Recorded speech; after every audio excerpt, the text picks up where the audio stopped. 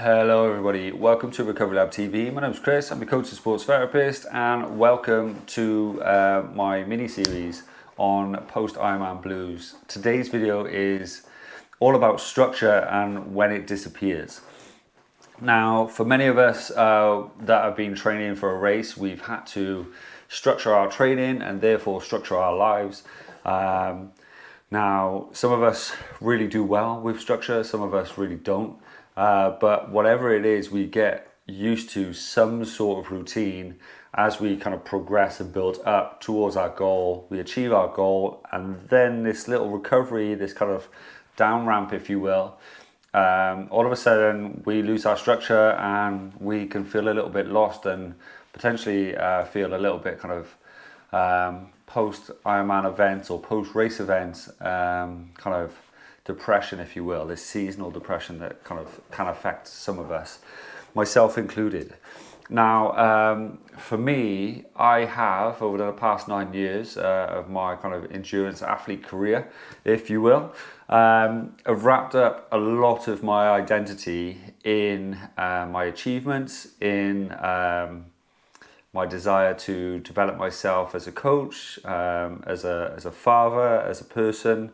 I've done a lot of events, but I've also put a lot of myself into these events. I've kind of done a lot of reading, I've done a lot of healing, but a lot of it has been kind of using these events as vehicles to try and progress and believe in myself and build up my confidence. So all of a sudden when, for me, kind of September happens and the last race of the season in Wales and in Britain kind of happens for Ironman, I often kind of lose my identity, I lose my structure, I lose my purpose, and all of a sudden I stop producing content, because I kind of feel less relevant, if you will, and I feel like I'm no longer interested because I'm not doing the thing that I was showing you guys everything about, and then all of a sudden I'm like, well, I'm this big fraud. Who am I to talk about anything because I don't have anything, and I think over time what I've tried to do, especially this year, is kind of reframe how I structure my identity. I also have tried to come to terms with a lot of my kind of childhood trauma. I have ADHD and I'm dyslexic. So I suffered with a lot of bullying as a kid.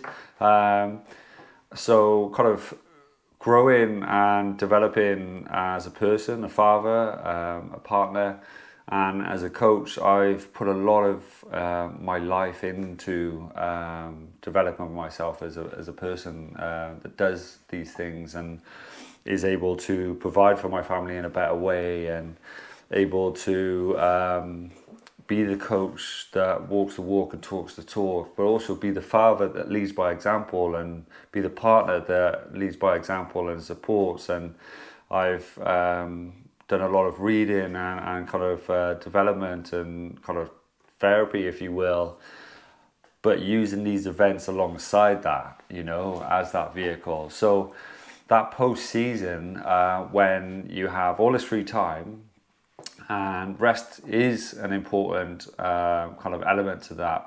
Because of my ADHD, I often kind of feel that stillness is me kind of falling backwards. I often, for years, I said this, and I even said it recently last week to somebody. For a long time, I always felt that I was on the wrong escalator. So there's moving stairs, and as everybody was on this side going up perfectly, just standing still, just enjoying it, enjoying their life, kind of progressing in life, I was on this one, and it was pushing me down, and I had to run to keep level with everybody else.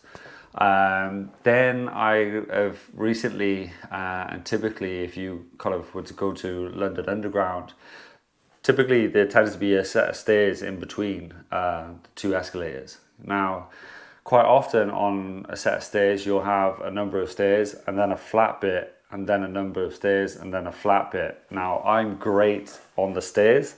I am rubbish on the flat bit because just because in a lot of respects, childhood trauma, not feeling enough and not feeling worthy. And also with that comes my own experiences in the sense of, like I said, if I'm putting out content, which is something that brings me great joy and makes me incredibly happy, during that climb on the stairs, I'm creating content, I'm building up towards my race, I've completed my race, and then all of a sudden I tell myself the same old story that most of us tell ourselves: I'm no longer interesting. That I'm no longer going to be able to have people connect to me, and therefore why am I creating videos and why am I creating content? Because no one is going to relate to this content. But the more and more conversations I've had recently with people, and I've had several conversations with about 10 people in this past month about this sort of kind of post-race depression, post-seasonal depression, if you will, that kind of has really resonated, which is why I want to kind of put myself out there in the first place and create this little mini series with you guys, just so we can get this conversation going. I'm, as you know, or maybe you don't know, and this is my first interaction, but I'm a big mental health advocate, and I think it's incredibly important that we get these kind of messages out there. Now, in regards to structure, when you have a training plan, you have the structure of the training plan, you have the structure of socializing. So you might be meeting up with friends on certain days, you might be a part of a tri club, you might be part of a gym, and so on and so forth. So all of a sudden you're connecting with these social elements, you're hitting your goals, you're wrapping up your identity like I've discussed. And then with the conclusion of the race and race season, all of a sudden it's just you in your house. You're having time off because you're tired, or you're struggling with the motivation to get up now because you've been chasing this carrot for so long. Now all of a sudden it's not there.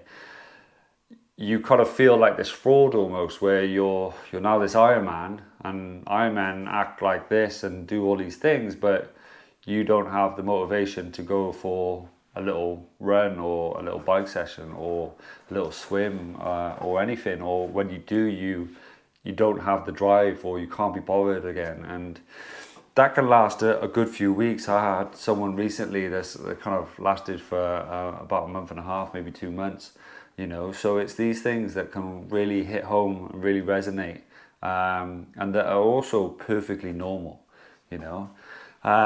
Training period of 6 months prior to a triathlon, you've showed incredibly great resilience. You've showed a psychological effect of improvement and training, and then also off the back of that, it's kind of like going up those stairs, and then that flat part here, it's understanding and it's swapping the idea in your head, similar to what I had, that I'm on a set of stairs and I'm resting right now.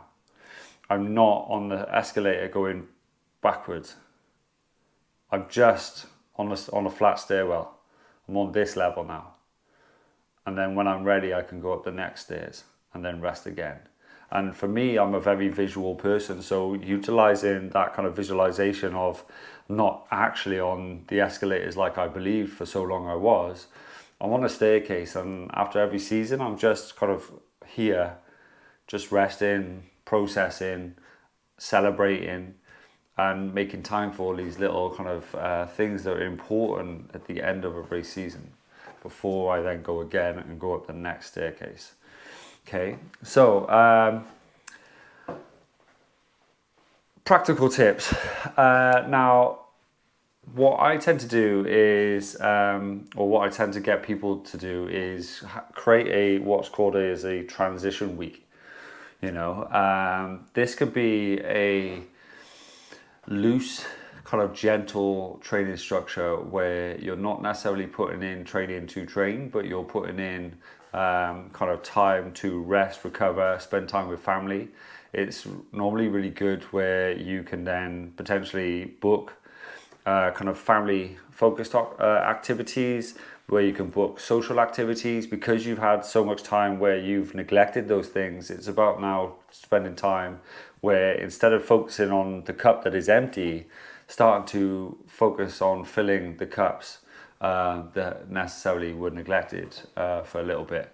You know, it's focusing on learning new skills. Like I said in my previous video, I think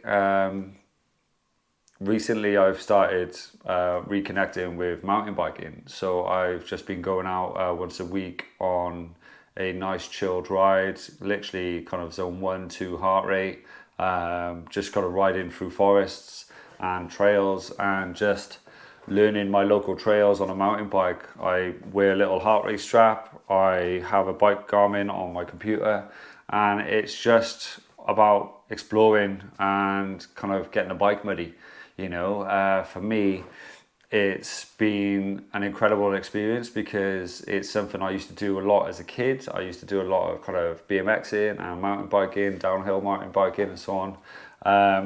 And it's something I haven't done in years, so reconnecting with that old skill and that hobby of mine during this time. It's also, I tend to swap road running for trails, just again to kind of get out in nature and kind of reconnect with that. I chuck on the trail trainers and I just go up mountains just because it brings another element of happiness to me without the pressures of worrying about PBs and so on. These sorts of things is kind of like the main reason why I'm choosing to challenge myself with these videos, you know, to be honest with you. For example, last year on my Instagram, my interactions by the end of the season were the most that they ever were. You know, I went from kind of having a low kind of Instagram interaction, and I then built it up to 87,000 interactions by the end of last year's September race season when it finished. This year has been even more successful. It's been incredible, to be honest, and it went from kind of that to 187.9 thousand people by the end of kind of October. Last year I went from that September of 87,000, and by the time kind of January, February hit and I started again, I hadn't posted a single thing, and I kind of dropped down as low as kind of 13,000, just because I just completely went dark because I felt like this giant fraud, and kind of slipped into this structureless kind of downward hill spiral. Now at the time I was kind of dealing with all this stuff as well, but I was also dealing with some kind of health issues with a potential diagnosis of prostate cancer. So I was kind of mentally just drained with everything that was going on, but I never shared any of that experience with anybody. This year I kind of want to do something different, and it's utilizing that kind of openness and having these conversations. It's having the mental health conversations with you guys that that I don't necessarily have all the time in season, because I'm trying to help you guys complete your races. And for me, it's understanding that, like, in these moments, you know, owning your life, sharing your life or what you want to kind of share online or with friends around you, because you don't necessarily need to do it in front of a camera to kind of get that validation. But it's having a moment where you can reflect on things and then giving yourself goals, but they don't necessarily have to be the same athletic goals. Like for me, I'm trying to keep consistent with posting, keep consistent with building this YouTube channel. For me, this YouTube channel is a great creative outlet for me.